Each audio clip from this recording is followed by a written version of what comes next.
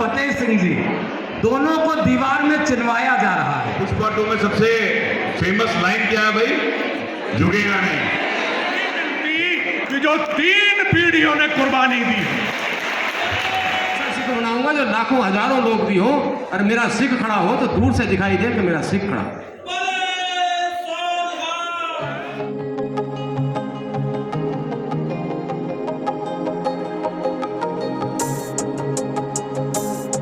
Good morning, welcome back to my new blog और जय श्री राम। पता है दोस्तों व्योम क्या कर रहा है? व्योम कर रहा है पुष्पा के गाने पे डांस, है ना? कैसे कर रहा है करके दिखा। और आज खा रहा है मैगी, सब खा रहे हैं मैगी। मैगी बनवाई है व्योम ने, सुबह उठ के कह रहा है मैगी बनाओ, मैगी खाएंगे हैं। करके दिखा कैसे करता है, सही से करके दिखा। गाना चल रहा है ना दोस्तों, तो ये डांस कर जा रहा है पुष्पा में, है ना?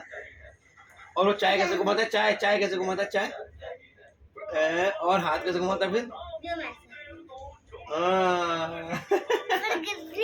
गिरती नहीं है चाय। तो वही नाश्ता कर रहा है, उसका लिख लेंगे जरा काम से एक है।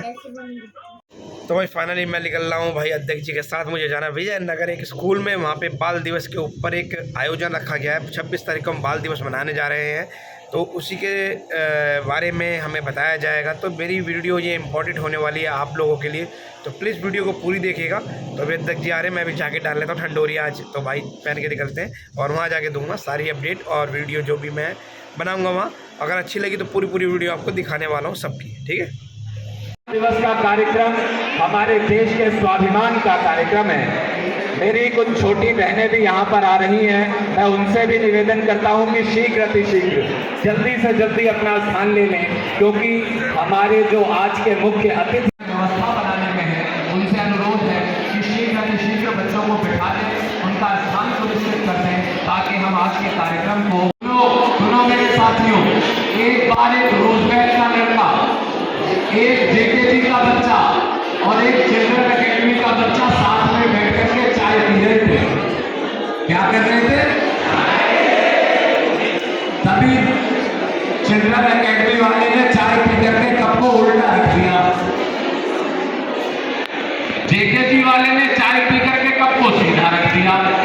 तो रोजमेरी के बच्चे ने पूछा कि यार ये क्या तरीका है, एक ने कप को उल्टा रखा, एक ने कप को सीधा रखा। तो उसने पूछा, तो चिल्ड्रन अकेडमी वाले ने बताया कि मुझे चाय नहीं चाहिए, इसलिए मैंने कप को उल्टा रख दिया। जेकेजी वाले ने बताया कि मुझे और चाय चाहिए, इसलिए मैंने कप को सीधा रख दिया। तो रोजबेल वाला बच्चा फंस गया, बोला मैं क्या करूं? लेकिन जो फंस जाए वो रोजबेल का बच्चा ही नहीं है, उसने रास्ता निकाला, उसने कप को आड़ा रख दिया। तो उन दोनों ने उससे पूछा कि तुमने कप को आड़ा क्यों रखा? बोला कि हो तो दे दो, नहीं हो तो रहने दो। तो ये हमारे रोज के बच्चों का टैलेंट है। तो इसी के लिए अब पूरे अनुशासन से आप बहुत धन्यवाद। क्या ही उत्साह है, क्या ही उत्साह है बच्चों में। मैं चाहता हूँ कि माल्यार्पण के द्वारा भी स्वागत होना चाहिए। बाबर सिंह जी और फतेह सिंह जी दोनों को दीवार में चिनवाया जा रहा है। जीते जी दीवार में इस्लाम न कबूल करने के कारण उनको चिनवाया जा रहा है। तो जो उनमें बड़े भाई थे, उनकी आंखों से आंसू निकलने लगे। दीवार में एक के ऊपर एक ईंट रखी जा रही है, एक के ऊपर एक ईंट रखी जा रही है, और दीवार बनते बनते गर्दन तक आ चुकी है। तो बड़े भाई की आंखों से आंसू निकलने लगे। तो छोटे भाई ने पूछा कि भैया ये तो शहीद होने का गौरव हमें मिल रहा है, आप क्या डर गए जो आपकी आंखों से आंसू आ गए? तो बड़े भाई ने उत्तर दिया कि नहीं छोटे, इसलिए नहीं रोता कि शहीद होने से डरता हूँ, रो तो इसलिए रहा हूँ कि दुनिया में पहले मैं आया था और जा पहले तू रहा है। ये बलिदान की परंपरा। छोटे भाई की हाइट छोटी थी, जब बड़े भाई की गर्दन तक दीवार आई तब तक छोटे भाई पूरे ढके जा चुके थे। ये सोच करके बड़ा भाई रोने लगा कि इस दुनिया में पहले मैं आया था और जाने का सौभाग्य मेरे छोटे भाई को पहले मिल रहा है। ये बलिदान की परंपरा जब हमारे अंदर आती है, तब मुझे करगिल की जंग से एक जवान का दृश्य याद आता है। एक बेटा शहीद होकर के राजस्थान में उसका जो सुसज्जित आज होकर गाजियाबाद की शान बढ़ा रहे हैं, इसमें मुख्य अतिथि के रूप में गाजियाबाद में विशेष लगाव रखने वाले सरदार हरि सिंह ढिल्लों, जिन्होंने प्रदेश सरकार में अपनी सेवाओं को देकर एक अपने समाज में ही नहीं सर्व समाज में पहचान बनाई है। आप उदार व्यक्तित्व के धनी हैं। आप सरल और सहज स्वभाव के जो चला रूठ के मेरा कातिल, कत्ल करके जो चला रूठ के मेरा कातिल और खून दौड़ा मेरा कातिल को मनाने के लिए। कत्ल करके जो चला रूठ के मेरा कातिल और खून दौड़ा मेरा कातिल को मनाने के लिए। ये हाथ थक जाएंगे क्यों पीस रही हो मेहंदी और खून हाजिर है हथेली पे लगाने के लिए। ये हमारे बीच में गाजियाबाद के यशस्वी पूर्व महापौर श्री आशु वर्मा जी हमारे बीच में पधारे हैं। आपका बहुत बहुत वंदन अभिनंदन है और बड़े दिल अजीजी से दोनों मुख्य अतिथि और अतिथि हमारे उन्होंने मुलाकात करी है। यही इनके सहज स्वभाव है। बहुत बहुत धन्यवाद करता हूं कि वो आए और अपने कम शब्दों के माध्यम से गागर में सागर भरने का कार्य करें। आप लोग एक बार जरा जोरदार तालियां बजा दीजिए आदरणीय हरमीत बख्शी जी।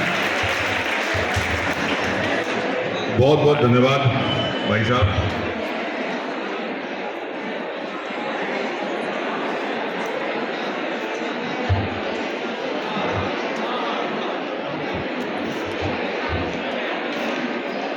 बहुत बहुत धन्यवाद। हमारे मध्य में हमारे बहुत ही वरिष्ठ मुख्य अतिथि MLC सरदार हरि सिंह ढिल्लों जी, हमारे मेरे मार्गदर्शक गुरु बड़े भाई पूर्व महापौर बहुत ही सुंदर वक्ता आदरणीय आशु वर्मा जी, हमारे बाकी सम्मानित मंच जैसा आपका आदेश, और यहाँ मेरे समक्ष विराजमान सभी युवा शक्ति जो लगातार बात कर रहे हैं, और मेरे अति वरिष्ठ और मातृशक्ति, आप सबकी उपस्थिति को नमन करता हूँ, वंदन करता हूँ। बच्चों, मैं आपसे पूछना चाहता हूँ, ये पुष्पा 2 किस किसने देखी है? देख लिया आप लोगों ने? पुष्पा 2 में सबसे फेमस लाइन क्या है भाई? झुकेगा नहीं, यही है ना? झुकेगा नहीं। तो ये झुकेगा नहीं जो है ना, ये उन साहबजादों के जो कई सौ साल पहले शहीद हो गए, उनके मन में आया था उस समय, और उन्होंने सच में, कोई पिक्चर नहीं चल रही थी, चरितार्थ कर दिया, अपना जीवन का बलिदान कर दिया। तो ध्यान से सुनना इस बात को, फिर भी बात कर रहे हो, अब तो सुन लो। तुम्हारे बात काम की बात कर रहा हूं मैं। तो ये झुकना नहीं, ये जो हिंदू परंपरा है, ये जो हमारे देश की, हमारे राष्ट्र की परंपरा है, ये जो गौरव, ये हमारे साहबजादों ने, गुरु गोविंद सिंह जी के साहबजादों ने हमें सिखाया कि कैसे मुगल शासक ने जब उनसे कहा कि तुम एक छोटा गेट बना दिया, जो कि कद में छोटे हैं साहबजादे, तो और छोटा गेट बना दिया कि जब इससे निकलेंगे, क्योंकि जब पहली बार वो आए तो छाती चौड़ी करके उनके सामने आए और उन्होंने कहा तुम इस्लाम कबूल कर लो, हम तुम्हें छोड़ देंगे। तो उन्होंने कहा हम गुरु गोविंद सिंह जी की संतानें हैं, हम मर जाएंगे पर अपना धर्म नहीं छोड़ेंगे। जोरदार तालियां होनी चाहिए इस बात पे। तो फिर उन्होंने अगले दिन अपना दिमाग लगाया, अपना शातिर दिमाग लगाया मुगलों ने, इन आक्रांताओं ने। उन्होंने छोटा गेट बना दिया कि ये पहले जब आएंगे तो इनको कहेंगे इसमें से आइए, तो ये झुक के आएंगे। तो उन्होंने भी अपना दिमाग लगाया, क्योंकि दिमाग की भी कमी नहीं है हम हिंदू के संतानों में, राम जी की संतानों में। उन्होंने पहले अपने पैर घुसाए और फिर उसमें से चल के आए, और उन्होंने ये साबित कर दिया कि हिंदू जो सच्चा हिंदू है, जो राष्ट्र का, धर्म का पालन करने वाला है, जो गुरु गोविंद सिंह जी की सच्ची संतान है, वो कभी किसी के सामने, इन आक्रांताओं के सामने, देश विरोधी ताकतों के सामने झुकेगा नहीं। और ऐसे ही हमारे नरेंद्र मोदी जी, जिनके सामने पूरा विश्व झुक गया, बड़े बड़े नेताओं ने उनके पैर छू लिए, उन्होंने ये दिखा दिया कि ये हिंदू राष्ट्र विश्व गुरु की तरफ अग्रसर है और किसी के आगे झुकेगा नहीं। हमारा झंडा सिर्फ हमारा झंडा लेके जो चलेगा, तोपे, रशिया की तोपे और यूक्रेन की तोपे और वो सारी तोपे झुक जाएंगी, हमारा आदमी पहले निकलेगा। और ऐसे ही सम्मान देते हुए, सिख समाज को सम्मान देते हुए, गुरु गोविंद सिंह जी के साहबजादों को सम्मान देते हुए, इतने वर्षों के बाद 26 दिसंबर को वीर बाल दिवस घोषित करने का काम आदरणीय नरेंद्र मोदी जी ने किया। और ऐसे कई काम किए। हमारे सरदार भगत सिंह जी को, जिनको अज्ञानता बना के अब तक रखा गया था, उनको शहीद का दर्जा देने का काम, उनको क्रांतिकारी, हमारे स्वतंत्रता सेनानी बनाने का काम, मतलब वो तो थे ही, पर उनका एक पत्र में घोषणा करने का काम ये आदरणीय नरेंद्र मोदी जी ने किया। और ये हमारे लिए सम्मान की बात है कि ऐसा नेतृत्व हमें मिला है आज, जो इन वीर बलिदानियों को याद करता है, ना कि ये हिंदू की जगह एक अंग्रेजी शिक्षा प्रणाली, एक अंग्रेजी व्यवस्था का पालन करता है, जो हिंदू संस्कारों में जीता है। और जो सिख समाज के महान गुरुओं ने लगातार बलिदान दिए हैं, उनके आगे नमन होता है। जो हमारी पगड़ी पहन लेता है पर इधर उधर की टोपियां नहीं पहनता, क्योंकि उन्हें ये पता है कि हमारे हिंदू राष्ट्र को बचाने के लिए जो बलिदान दिया, उनका मूल्य क्या है। और मैं चाहता हूं, आज अपनी बात को मैं संक्षेप में कहते हुए ये कहना चाहता हूं कि आप सब बच्चे इस देश का भविष्य हैं, और आप सबको ये जानना जरूरी है कि जब छोटे छोटे बच्चों ने बलिदान किया, उनके अंदर जो भावना थी राष्ट्र प्रेम की, धर्म प्रेम की, और जो गौरव था उनके अंदर, ऐसा गौरव आप सबके अंदर भी हो, अपने राष्ट्र के लिए, अपने धर्म के लिए। इसके साथ मैं अपनी वाणी को विराम देता हूं। एक बार मेरे साथ जोर से बोले, जय श्री राम, भारत माता की। आवाज में जोर हो, आसपास में बहुत सारे स्कूल है, वहां तक आवाज जानी चाहिए, भारत माता की। अत्यंत स्नेह करने वाले आदरणीय अशु वर्मा जी से उनके विचार सुने और कुछ सीखें और कुछ समझें। वो जब तक मंच पे आ रहे हैं तब तक एक बार आपकी जोरदार तालियां बजनी चाहिए आदरणीय अशु वर्मा जी के लिए।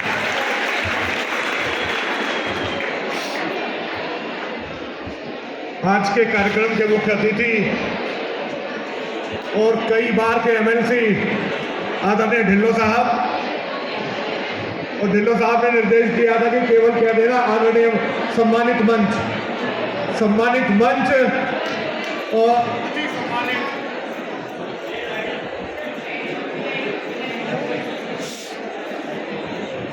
सम्मानित सदन और इस देश का भविष्य, मेरे प्यारे बच्चों, आज का ये कार्य जिन्होंने धर्म रक्षा के लिए अपनी शहादत दी, गुरु गोविंद सिंह जी का परिवार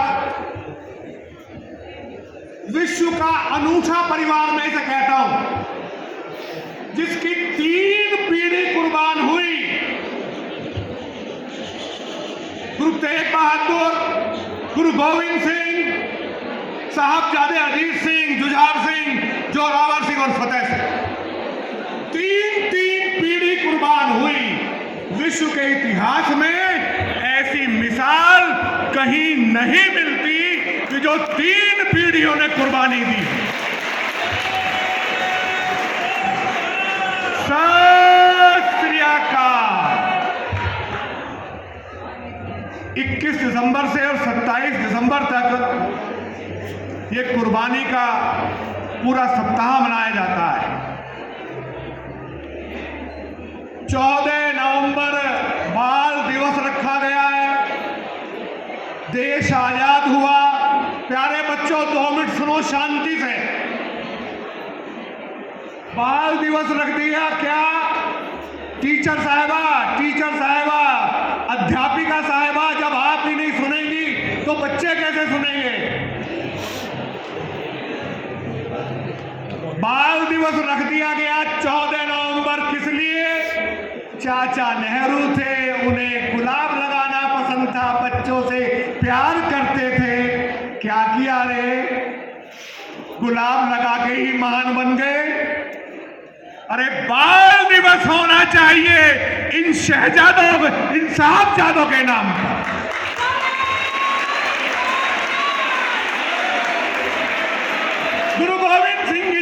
दो नौनिहाल, दो बड़े पुत्र साहबजादा अजीत सिंह और जुझार सिंह चमकौर की लड़ाई में मुगलों से लड़ते लड़ते एक की उम्र थी लगभग 14 साल।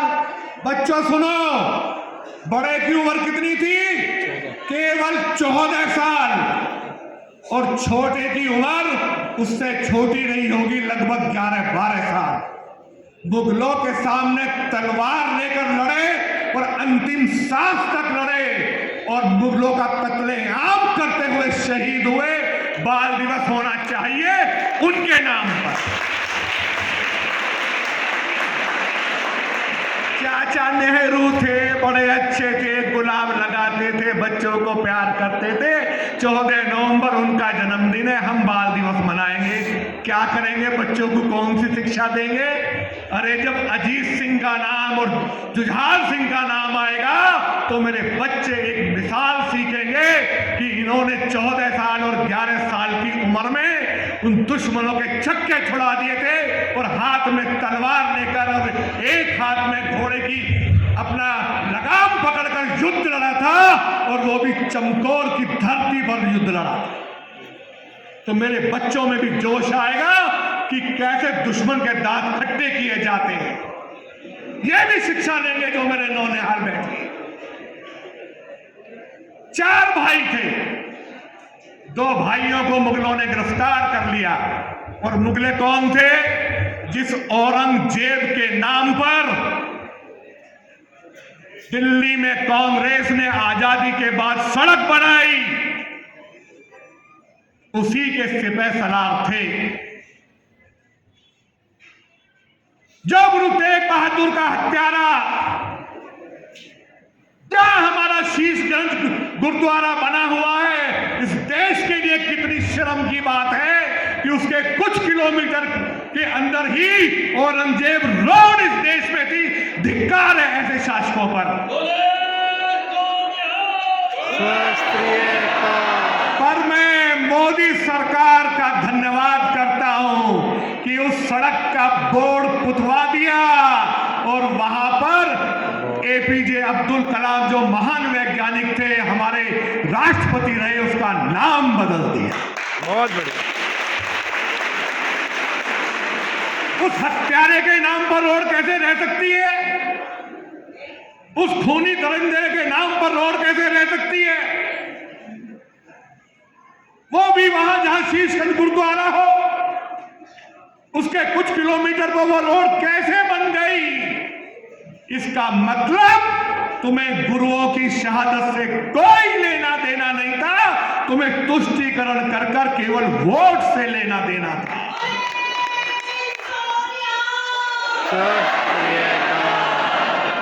अब बच्चों, जो उनके 2 छोटे भाई थे, उनकी कहानी सुनो। तुम जानते भी होगे, उनके 2 छोटे भाई जोरावर सिंह और फतेह सिंह, एक की उम्र 9 साल और एक की उम्र 6 साल। मुगले उनको गिरफ्तार कर लेते हैं।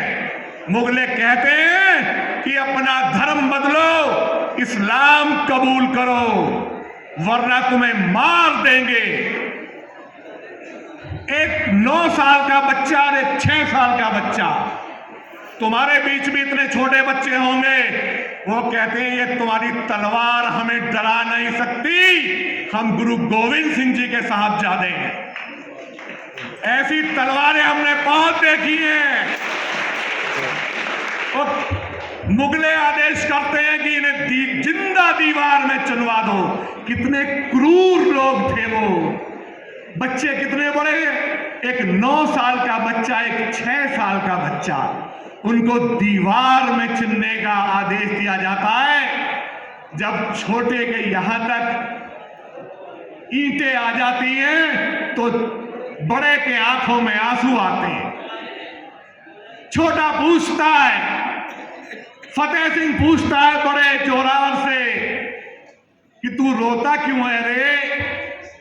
तो जोरावर कहता है मैं इसलिए रो रहा हूं, इस कुर्बानी का मुझे कोई डर नहीं है, पर मेरा दिल का दर्द है, तू 6 साल का, मैं 9 साल का, तेरी हाइट कम है, तो ये दीवार पहले तेरा सांस रोक देगी, मेरा बाद में रोकेगी। मेरे आंसू इस बात के लिए बह रहे हैं। तो छोटा कहता है हम अपने धर्म के लिए कुर्बान हो रहे हैं। इन मुगलों को कहने पे हम धर्म नहीं बदलेंगे, हम अपने धर्म के लिए कुर्बान हो रहे हैं। हम गुरुओं की संतान हैं। बेटा ये है तुम्हारे इतिहास, ये है तुम्हारे पुरखे, तुम गुरुओं की संतान हो और ये चैप्टर हमारे पाठ्यक्रम में रखे जाने चाहिए। और बाल दिवस इन साहबजादों की शहादत पर मनना चाहिए। 14 नवंबर कोई बाल दिवस नहीं है। बाल दिवस वो है जब गुरु गोविंद सिंह के साहबजादे अजीत सिंह, जुझार सिंह ने चमकौर की लड़ाई में शहादत दी और जब जोरावर सिंह और फतेह सिंह हंसते हंसते दीवार में चले गए, उनकी कुर्बानी पर बाल दिवस होना चाहिए। मैं इतना कहकर अपनी वाणी को विराम देता हूं।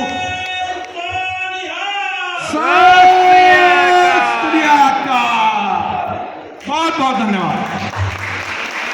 क्या ही अद्भुत कि स्वामी जी, आपके पैरों में जो जूते हैं वो तो हमारी पश्चिम सभ्यता के हैं, लेकिन आपके सर पर जो पगड़ी है वो पगड़ी आपके हिंदुस्तानी सभ्यता की है। ऐसा आपने क्यों कर रखा है? तो स्वामी विवेकानंद जी ने जो उत्तर दिया कि ये जो मेरे पैरों में जूते हैं ये पश्चिम सभ्यता का ही परिचय देते हैं, उसी का प्रतिनिधित्व करते हैं, और पश्चिम सभ्यता का स्थान हम भारतीयों के चरणों में है। लेकिन मेरे सर पर जो पगड़ी है वो पगड़ी गुरु गोविंद सिंह जी की बलिदानों की परंपरा का प्रतीक है, इसलिए उस पगड़ी को मैं अपने सर पर धारण करता हूं। तो गुरु गोविंद सिंह जी हमारे दशम गुरु और उनके 4 साहिबजादे, और उनके बलिदान दिवस के उपलक्ष्य में आयोजित होने वाला ये कार्यक्रम, और इस कार्यक्रम की जो एक अवधारणा है उस अवधारणा को पूरा करते हुए उस कलश पर जो अंतिम नारियल रखा जाता है किसी शुभ कलश को पूरा करते समय, उस नारियल को रखने का सौभाग्य भी जिनको प्राप्त हो वो भी एक केशधारी पगड़ीधारी होने चाहिए। वे एक ऐसे महान व्यक्तित्व के स्वामी हैं। मैं डॉक्टर हरि सिंह ढिल्लो जी के बारे में आपको बता देना चाहता हूं कि वे एक ऐसे व्यक्तित्व के स्वामी हैं जिन्होंने शिक्षा के क्षेत्र में जब उन्होंने कदम रखा तो वहां पर भी क्रांति की स्थापना की। उन्होंने राजनीति के क्षेत्र में जब कदम रखा तो वहां पर भी नए आयाम गढ़ दिए। उनके माध्यम से वो जो एक बटन हमने आपने मिलकर के दबाया और इनको विधान भवन पहुंचाया, वही बटन दबाने की शक्ति है कि आज ना तो इस देश में धारा 370 है, ना ही इस देश में 3 तलाक जैसे बेहुदे कानून हैं। ऐसा तभी संभव हुआ जब हमने एक सही व्यक्ति को सही जगह पहुंचाने का कार्य किया। और आज के इस वीर बाल दिवस के अवसर पर इनसे अच्छा वक्ता, इनसे अच्छा अतिथि आज इस संस्थान को, इस शिक्षा के मंदिर को नहीं मिल सकता था। मैं बहुत बहुत विनम्रता के साथ में उनको बुलाता हूं और चाहता हूं एक बार आप सभी लोग अपने स्थान पर खड़े होकर के आज के हमारे मुख्य अतिथि का जोरदार तालियों के साथ में स्वागत करें।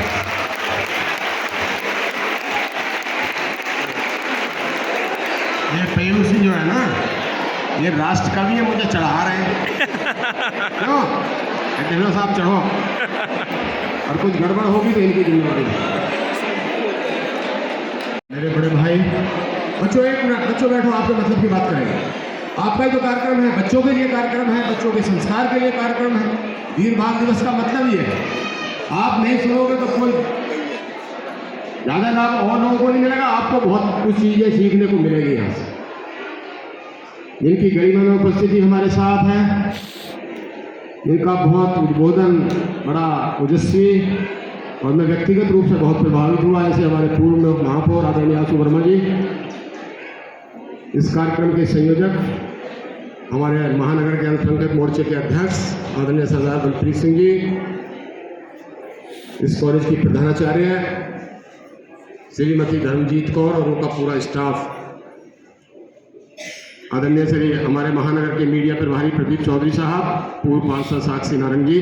मैं इस विषय बोल रहा हूँ क्योंकि मुझे बोलना जरूरी है, मैं सम्मानित मंच नहीं कह सकता क्योंकि गुस्सा नाराज हो जाएंगे लोग। आप तो कह सकते हो कि मुझे फिर बाद में कुछ ना कहें, डर रहा हूँ उनसे। मंडल अध्यक्ष श्री हरमीत सिंह बख्शी साहब, पार्षद कन्हैया लाल जी, सरदार योगिंदर सिंह खालसा जी, सुभाष गुप्ता जी, सरदार दर्शन सिंह जी, मंजीत सिंह जी, परमजीत सिंह जी, मेरी साथ आए रवि सिद्धार्थ जी, और इस कॉलेज में बैठे तमाम हमारे सामने बहुत ही संभ्रांत मातृशक्ति भी बहुत संख्या में है। सभी को प्यारे बच्चों, आप सबको नमन और प्रणाम करता हूँ। और एक जयकारे के साथ बोलना है। आज जयकारे का ही है, उस जयकारे का ही कमाल है कि जो यहाँ तक पहुँचाने का काम हम सब लोगों करता। बोले सोनिया वाहिगुरु जी का खालसा, वाहिगुरु जी की फतेह। देखिए, आज साहबजादों का शहीदी सप्ताह है ये, और उसको हम वीर बाल दिवस के रूप में मनाते।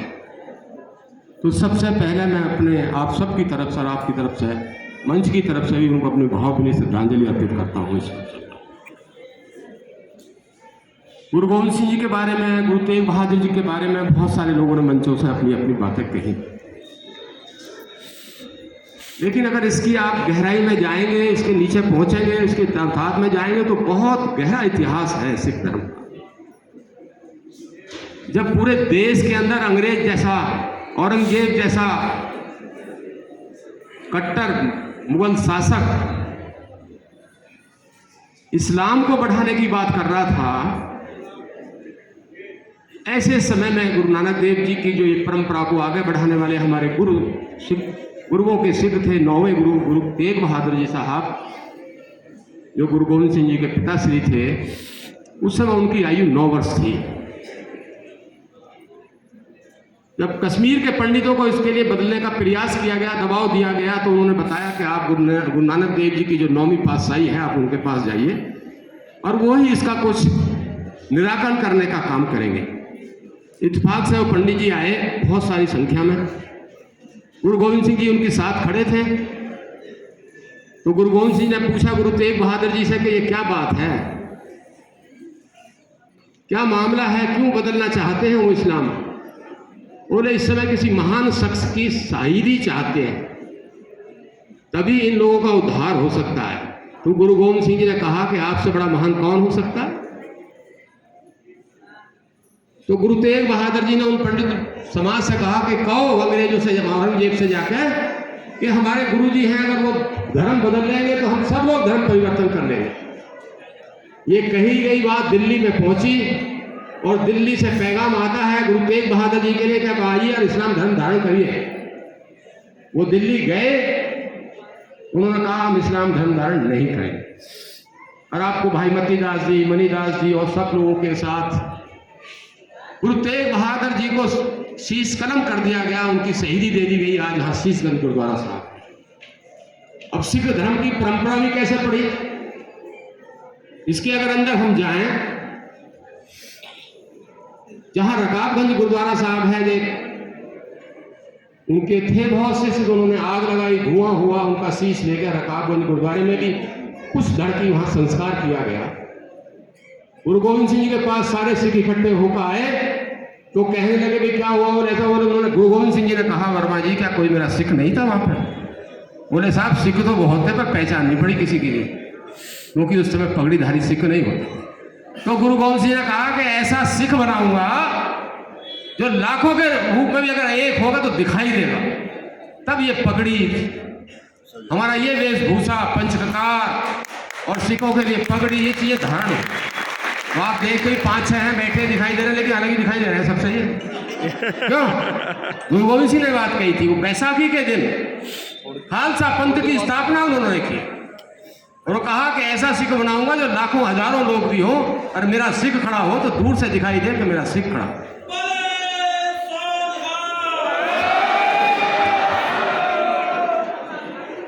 अभी कह रहे थे साहबजादे शहीद हुए। गुरु गोविंद सिंह जी अपने आप में बहुत बड़े संत थे, वो बड़े कवि थे, वो बड़े योद्धा थे वो। जितने गुण गुरु गोविंद सिंह जी के अंदर पाए जाते हैं भगवान स्वरूप देखते हैं। मैं तो ये कहता हूँ, एक कवि ने कहा है अगर तुम्हारे पास इतनी चीजें हैं तो तुम्हें भगवान के अलावा हम क्या करें। हरजिंदर सिंह जी है श्रीनगर वाले, बोलता हूँ मैं, पढ़ता हूँ उनकी, कि आपने जितना कुछ किया है वो एक ईश्वर ही कर सकता है। उनको सर्वदांशी कहा जाता है, सर्ववंशी कहा जाता है। सर्ववंशी सबका गुरु तेग बहादुर जी को, खुद को, बच्चों को शहीद हुआ। जब सरसा नदी पार हुई, सरसा नदी पार करते हुए उनका 21 तारीख से 27 तारीख तक वर्मा जी सब कुछ बिखर गया गुरु गोविंद सिंह के पास। ये सब एक सप्ताह में ही हुआ। जब सरसा नदी पार की तो मुगलों ने फिर अटैक कर दिया, तो दोनों छोटे साहबजादे माता जी गुजरी। वो गंगू जो उनका रसोईया था उनके साथ, मरीडा गांव है मरीडा, वहां चले गए और दोनों बड़े साहबजादे गुरु गोविंद सिंह जी के साथ चले गए चमकौर के किले पर। अब माता जी के पास असरपियाँ थी, तो विभीषण तो हर जन्म में पैदा होते आए, गंगू को बेईमानी आ गई। जो रसोईया था उनका, उसको बेईमानी चल गई। उन्होंने कहा कि बहुत सोने की मोहरें हैं, माल बहुत है। उन्होंने वजीर खां को सूचना दी कि ऐसे ऐसे गुरु गोविंद सिंह जी के साहबजादे हैं और आप उनको ले। तब उन्होंने पता चला तो उन्होंने पकड़ लिया उनको, और 3 दिन सर्दियों के दिनों में, जनवरी के दिसंबर के दिनों में 3 दिन लगातार ठंडे बुर्ज में नीचे रखने का काम माता गुजरी। और दोनों साहबजादे छोटे, बाबा फतेह जी और बाबा जोरावर जी, उन्हें नीचे रखा। और रोज माता जी यही पाठ पढ़ाती थी। बच्चों सुन लो, आपके लिए है। माता जी रोज यही पाठ पढ़ाती थी, बेटा झुकना नहीं है, धर्म नहीं परिवर्तन, सिर नहीं झुकाना है। रोज आना, जाते थे, रोज शाम फिर वापस आते थे। जब ये नहीं माने तो उन्होंने कहा कि सिर नहीं झुकाओगे, उन्हें नहीं झुकाएंगे। दरवाजे का हिस्सा थोड़ा छोटा कर दिया वजीर खान ने कि अब तो तुम दरवाजा नीचे सिर झुका के आओगे मेरे पास ना। एक पैर पहले किया, फिर दूसरा पैर किया कि सिर नहीं झुकाएंगे। इस तरह शहीद हो गए। और जैसे ही शहीदी की खबर मिली तो माता गुजरी ने भी अपने प्राण त्याग। और देखिए, उसने ऐसे भी हैं, ऐसे भी दुनिया के अंदर लोग हैं। टोडरमल जैन समाज से थे वो। उन्होंने कहा कि जमीन संस्कार के लिए नहीं मिलेगी, दाह संस्कार के लिए जमीन नहीं मिलेगी। टोडरमल ने कहा कि किसी भी कीमत पे दे। बोले दे देंगे किसी कीमत पे, जितनी जमीन आप लोगे उस पर सोने की गिन्नी बिछाइए आप। टोडरमल ने क्या कहा कि सोने की गिन्नी बिछाई, तो वजीर खां के दिन में बेईमानी आ गई। बोला ना पड़ी नहीं, खड़ी बिछाओ। बोला खड़ी बिछाएंगे। वो सोने की गिन्नी खड़ी बिछाई। अभी मुझसे पूर्व कह रहे थे कि दुनिया में, हाँ शायद पीयूष जी कह रहे थे हमारे, कि दुनिया में सबसे ज्यादा महंगी जमीन कहाँ है। आज भी सरहिंद की वो जमीन जो सोने की खड़ी गिन्नी पे ऊपर जहां संस्कार हुआ था, उससे महंगी जमीन दुनिया के अंदर कहीं नहीं। संस्कार किया गया। और इसके बाद भी सुनिए आप उस टोडरमल की महानता देखिए। टोडरमल ने जब, भावुक हो रहा हूं मैं, जब गुरु गोविंद सिंह जी के पास गए टोडरमल जी, बोले बताओ टोडरमल तुम क्या चाहते हो। बोला एक आशीर्वाद दे दो। बोले मेरा कोई संतान नहीं होनी चाहिए, मेरा कोई संतान नहीं होनी चाहिए। अगर मेरी संतान होगी तो उसको अहंकार आ जाएगा कि गुरु गोविंद सिंह जी के साहबजादों का संस्कार हमने किया। कोई औलाद नहीं टोटल। ऐसे लोग हुए, कल्पना कर सकते हो आप? सोच भी नहीं सकते हम लोग। आज तरक्सी छोटा बच्चा, आपका पोता पोती, बेटे का कुछ हो जाए तो दिल मुंह को बाहर आ जाता है। अच्छा बेटे का एक्सीडेंट हो गया, अच्छा ये हो गया। कल्पना कर सकते हो? तो महापुरुष थे। और मैं धन्यवाद देना चाहता हूं योगी जी और मोदी जी की सरकार को। उन्होंने इस दर्द को समझा। अभी वर्मा जी कह रहे थे कि बाल दिवस मनाते हैं उनके लिए, कमल को फूल लगाते हैं, कौन सा वाला लाल रंग का, गुलाब का फूल। अरे वो क्या बाल दिवस है? उन्होंने सम्मान दिया मोदी जी ने। मैं उस कार्यक्रम में भी गया था जो लाल किले पे हुआ था पिछले साल। और मैं कह रहा था, वो भाषण दे रहे थे लोग, एक शीशगंज गुरुद्वारा जो गुरु तेग बहादुर जी के नाम से जाना जाता, आज भी कितने हजारों करोड़ों लाखों लोग उनको याद कर रहे हैं। एक वो औरंगजेब है जिसका नाम का पता ही नहीं कहां गया, इसको कोई जानता ही नहीं। ये सारी चीजें अगर आप देखिए, मैं धन्यवाद देना चाहता हूं उस तभी से 26 दिसंबर को पूरे देश में वीर बाल दिवस के रूप में उत्तर प्रदेश की सरकार सहित पूरा देश मनाने का काम करता है और बहुत काम किया। जो हम 70 साल से अरदास कर रहे हैं साहब, गुरुओं के सिख गुरुद्वारों के अंदर 70 साल से अरदास कर रहे हैं, सिखा मन नीमा मत ऊंची मत पद्दा रखा आप अकाल पुरख अपने पंथ दे सदा सही दातार जी ननकाना साहब गुरुद्वारों गुरुधामों को पंथ से बिछोड़ा गया, खुले दर्शन दीदार सेवा समाज का दान खालसा जी ने बख्शो। पढ़ दे नहीं क्यों ज्ञानी जी? बाबा जी ने थोड़ी अरदास सुन ली और मोदी जी ने करतारपुर कॉरिडोर बनाया के सिखों के ऊपर बड़ा काम। करतारपुर कॉरिडोर 70 साल से अरदास कर रहे हैं रोज। अफगानिस्तान से किस तरीके से गुरु महाराज के प्रकाश को किस तरीके से लेकर आए और आपको क्या नहीं दिया। जनरल गुरमीत सिंह, सरदार लालपुर सिंह, इकबाल पुरिया अल्पसंख्यक आयोग के अध्यक्ष गुरमीत सिंह उपराज्यपाल बना के आपको सम्मानित करने का काम किया। और तो और जो हमारे चौधरी दिल्ली पे धरना दे रहे थे लगातार 2 साल से, प्रदीप जी, गुरु नानक जयंती पर, गुरु नानक देव जी के प्रकाश उत्सव पर भी उस धरने को समाप्त करने के लिए 3 कानून मोदी जी ने वापस लिए। वो भी सिखों को बड़ी श्रद्धांजलि थी, वो भी गुरुओं को श्रद्धांजलि थी हमारी। याद है नहीं? गुरु नानक देव जी की जयंती पर लिए थे कानून वापस। तो ये बड़े काम उन्होंने करने का काम किया और मैं उत्तर प्रदेश के यशस्वी मुख्यमंत्री को धन्यवाद, बधाई, शुभकामनाएं देना चाहता हूं। जहां रोजा अफ्तारी हुआ करती थी 5 कालिदास मार्ग पर, आज वहां महाराज का प्रकाश होता है, कीर्तन होता है 26 तारीख में, मैं भी उसमें शरीक रहता। और गुरु महाराज के प्रकाश को गुरु योगी जी अपने सिर पर रखकर लाने का काम, कीर्तन का कर सकते हैं। शायद पंजाब के मुख्यमंत्री ये काम ना कर सकते, अपने घर पे ये काम ना कर सकते हो सरकारी आवास पर, लेकिन हमारा देश प्रदेश का यशस्वी मुख्यमंत्री इस काम को करने का काम करे। गुरु नानक देव जी हमारे गुरुओं से जितने भी ऐतिहासिक गुरुद्वारे हैं उनको पैसा देने का काम किया, सौंदर्यकरण कराने का काम किया। हमारे गुरुओं की शहीदी हुई है, उनको उत्तर प्रदेश के पाठ्यक्रम में शामिल करने का काम योगी जी ने करने का काम किया। इसके लिए भी एक जयकारा जरूर दूंगा।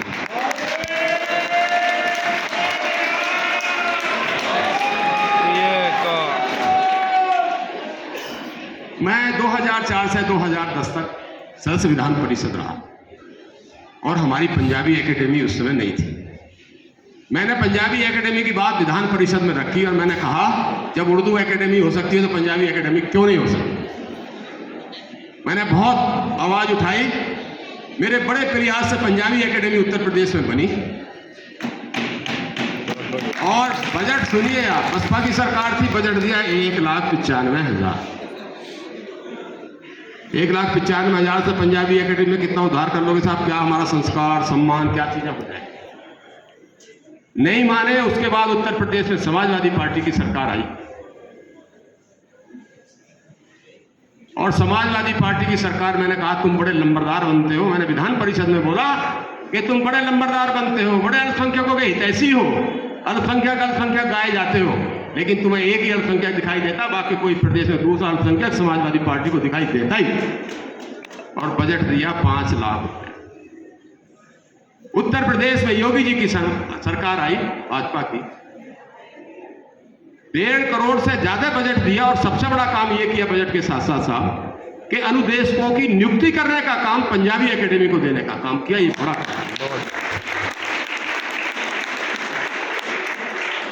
तो ऐसे हमारे प्रदेश के देश के प्रधानमंत्री आदरणीय मोदी जी, देश के प्रदेश के मुख्यमंत्री आदरणीय योगी जी ने इतना बड़ा काम हम लोगों को, बहुत सम्मान आप लोगों का करते हैं। अरे मैं एक बात मन से कह रहा हूं आप लोगों को, यहाँ सिखों को कह रहा हूं ये बात, इन पंजाब वालों के चक्कर में मत पड़ जाइए। मैं कहता हूं सब जगह तराई में बहुत सारे सिखों से, उनके एजेंडे, उनके राजनीतिक चीजें अलग हो जाती हैं। हम उनसे ज्यादा कट्टर हो सकते हैं, हमारा दरबार साहब में उनसे ज्यादा यकीन है, लेकिन वो राजनीति जो करते हैं ना, वो राजनीति उनकी अलग रहने दो, और उत्तर प्रदेश के सिख को अलग से राजनीति हम लोगों की करनी चाहिए। हमारा यहाँ वातावरण, हमारी परिस्थितियां, हमारे हालात अलग हैं। यहाँ हमारी इतनी बड़ी मेजॉरिटी नहीं है। वो तो डूमनी के घर में बिहार जो मर्जी आवे सो गा वो करते हैं पंजाब के लोग, उनके चक्कर में मत पड़ जाइए कि हम आदेश कर रहे हैं कि साहब आप ऐसा करो। गलत कह रहा हूं मैं तराई के सिखों को भी ये बात कहता हूं। हमारा राजनीतिक सिनेरियो बिल्कुल अलग है यहाँ, उनका राजनीतिक सिनेरियो अलग है। हम 84 के दंगे को भूल गए क्या? वो तो उनकी भी सरकार बनवा दे, जिन्होंने अकाल तख्त पे चढ़ाई कर दी, अकाल तख्त को समाप्त कर दिया, जिन्होंने दरबार साहब पे चढ़ाई कर दी, वो तो उनकी सरकारें भी बनवा देते। भूल गए कांग्रेस को आप लोग। कभी हम बर्दाश्त नहीं करेंगे, कभी हमसे कांग्रेस को कभी माफ नहीं करेंगे।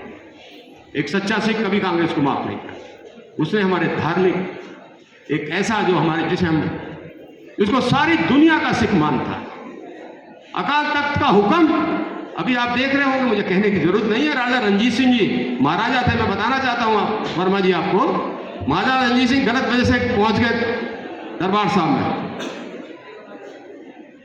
अकाली फूला सिंह जत्थेदार थे उस समय अकाल तख्त। जब उन्होंने देखा हालात ठीक नहीं हो रहे, इस राजा को सुबह बुलाना, पकड़ लिया राजा को। सुबह बुलाया गया महाराजा रणजीत सिंह जी को, एक पिलर है वहां अकाल तख्त के, और इनको बांधो, इनको 5 कोड़े की सजा लगाओ। महाराजा रणजीत सिंह जी को 5 कोड़े की सजा अकाल तख्त के सामने अकाली जत्थेदार फूला सिंह ने लगाई। जो गलती करेगा यही होगा। हम इतना सम्मान करते हैं, तो हमें नहीं भूलना चाहिए कि हमारे लिए कौन काम कर रहा है। आज तब्दीली हो रही है, हालात बदल रहे हैं, परिस्थितियां बदल रही हैं। उन परिस्थितियां बदलने के साथ साथ हम लोगों को खड़ा हो, हमारे बच्चों को खड़ा हो। हम क्या देके जाएंगे बच्चों को अपने? अगर हम ये संस्कार नहीं देके जाएंगे तो बच्चों को देंगे क्या? तो मैं बच्चों आपसे भी कहना चाहता हूं, आप पढ़िए। ये इस टाइप के आप पढ़ने की बात करोगे तो संस्कार पैदा होंगे। आज संस्कार रहित होंगे, हो गए आप लोग, क्योंकि मोबाइल फोन आ गया, सारी चीजें उसमें चली गई। और मैं, मेरी बहनें बैठी हैं मौसी, मैं क्योंकि शिक्षक विधायक हूं, तो मैं आप लोगों से भी कहना चाहता हूं कि थोड़ा मोबाइल से दूर रखिए। इनको समझाने की जरूरत है, इनको बताने की जरूरत है। और मैं बच्चों आपसे कह रहा हूं, अगर मोबाइल का गलत इस्तेमाल आपने कर लिया तो ऐसी अंधी गली में चले जाओ कि वापसी नहीं है, वहां से वापसी संभव नहीं।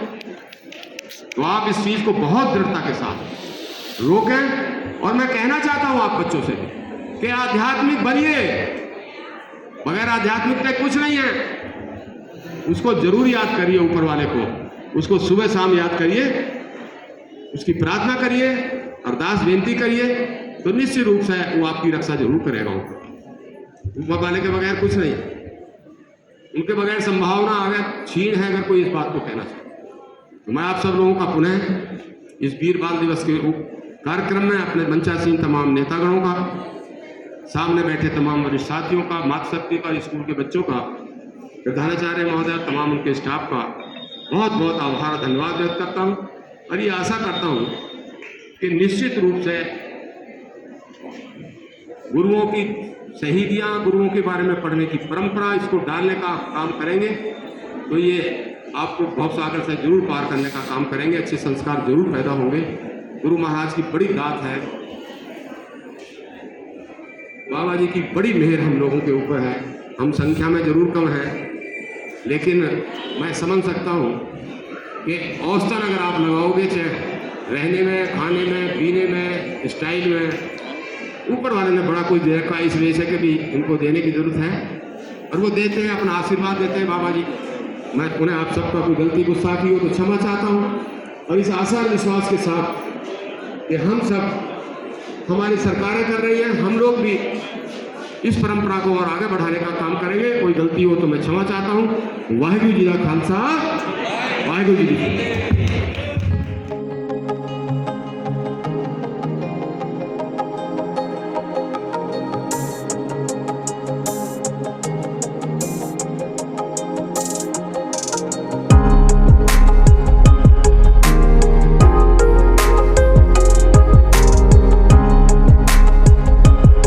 व्यू मेरे साथ लेटा हुआ है। तो दोस्तों आज हमारा वीर भारत दिवस का जो प्रोग्राम था स्कूल में बहुत अच्छा था दोस्तों, और काफ़ी कुछ अच्छा सुनने को मिला। तो वीडियो आप पूरी देखना।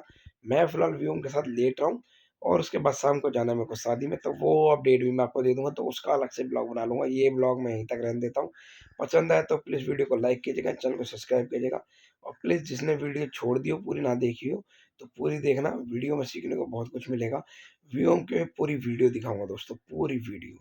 ठीक है दोस्तों, तो बाय बाय। तो अगले ब्लॉग को करूँगा शाम को चालू।